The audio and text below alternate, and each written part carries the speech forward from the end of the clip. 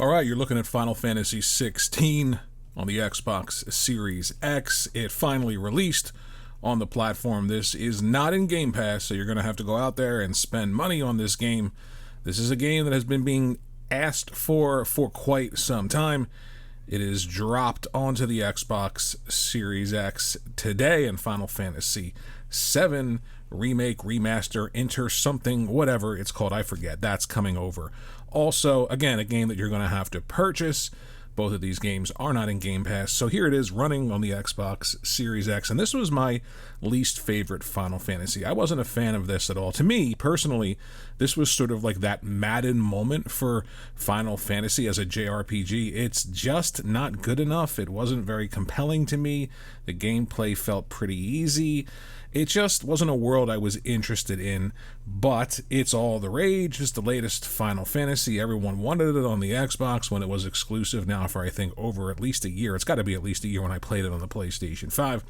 Right off the bat, I can say that it looks as good as it looked when I played it on the PlayStation 5. I did not play this on the PlayStation 5 Pro. I know there's a patch. I have no idea what it looks like there, but because it's a Pro console, the best place to play this game on console would be the PlayStation 5 Pro. But if not, this looks to be a match for what I played on the PlayStation 5, the regular system, when it released over... I'm going to say a year. I keep saying year. I don't know. It was a while ago. If it wasn't quite a year, let me know in the comment section below.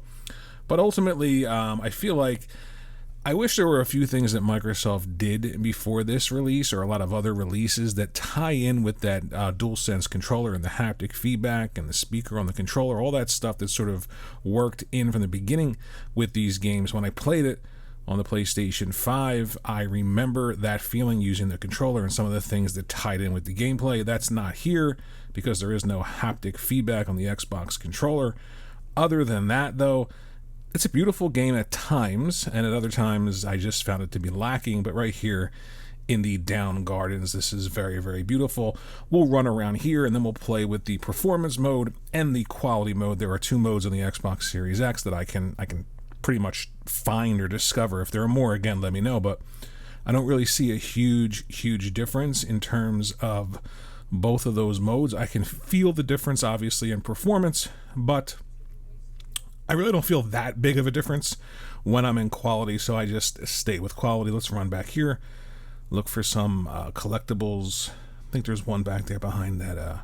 Yeah, right there. There it goes. We'll pick that up, and then we will pop into performance mode and see if there's a difference. So right now we're in quality. Keep that in mind. And we'll pop into, and I'll edit it through the magic of editing. Here we are in performance mode. So running around, panning the camera, take a look at the detail. You let me know. It seems much smoother, but when we go back to quality here in a little bit, I'll let you know. Right here, back to quality. Doesn't look that much different, doesn't play that much different. Still feels smooth, still feels pretty fluid. Now, again, when I'm in the thick of battle and things like that, obviously, maybe there'll be a difference. There's still these strange little quick time events that I wasn't a fan of. So opening a door with A and then holding right trigger after you press A. I guess they wanted to give you more things to do while you were watching these really, really long cutscenes. Again, in the beginning of this game, you're going to be going from cutscene to cutscene to cutscene. There's a little bit of gameplay to teach you the mechanics. There are quite a few quick time-y events in this game, which I'm not a fan of either.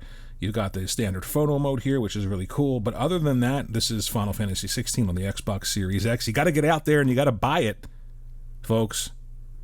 This one isn't in Game Pass. Let me know what you think. You've been waiting? Are you running out there to get this game? Final Fantasy 16 finally making its way to the Xbox Series X. Let me know what you think in the comments section below. If you didn't play this game yet, you have a chance to play it now on the Xbox, if that's all you have. You have a PS5 Pro? Don't know.